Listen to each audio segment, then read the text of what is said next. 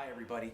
I'm going to set the Wayback Machine just to set the mood on this right now, okay? So let's go back before there was color. Let's turn it into black and white. So John, you're producing this. Just turn this into black and white if you would. I'm going to swirl back the Wayback Machine, get rid of these modern glasses, and here we are, 1960. 22 years ago, Martin Guitars made guitars with the X braced away from the bridge. It was called forward shifted, so this whole X came forward. So what? Well, they did that to allow the top to vibrate.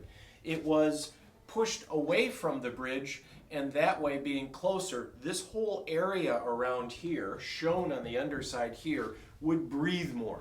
If you were to put smoke inside here, you'd see little puffs of smoke come out as you played, because it's really an air pump. Now, why did they move it back in 1938 to better support the bridge?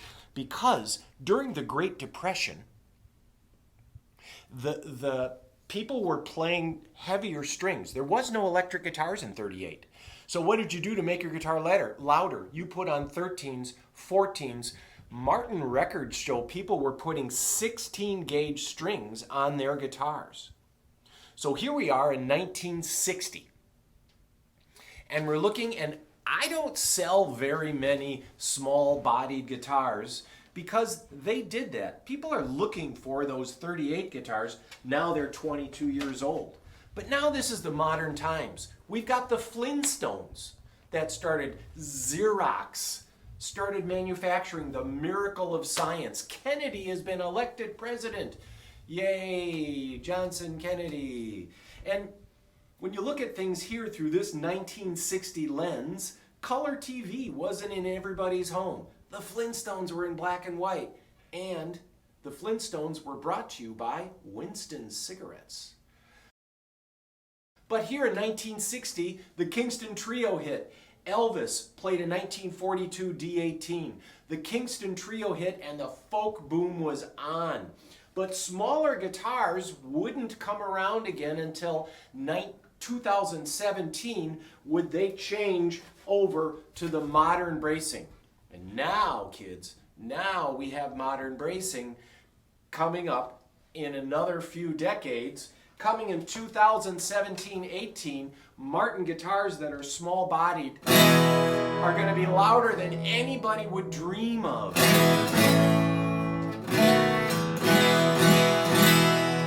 We have this brand new guitar coming at you now, here in 2020. This is a 0028 rosewood, herringbone trim, scalloped bracing. Herringbone trim means that all these braces have been shaved down. The guitar's got great volume. And if you look at this, you can see this brace here, how it's shaved. Now I'm going to turn this. Look at just this brace as an example. Turn. You can see here, these are all scalloped. All of these braces are scalloped, and now the bridge is moved out. So, Martin factory is closed. We have a few of these herringbone small-bodied guitars that are now forward shifted and scalloped, and that allows the top to ring, and these are great guitars. They're comfortable to wear, they're beautiful, and really, they're so loud you can barely hear me because,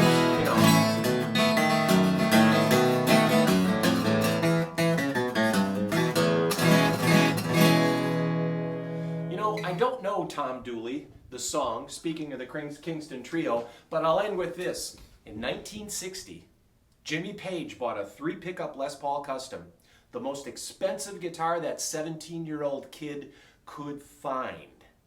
In 1960, Jimmy Page started his recording career, recording 3 dates a day around London, and that eventually created Led Zeppelin. A far cry from Tom Dooley.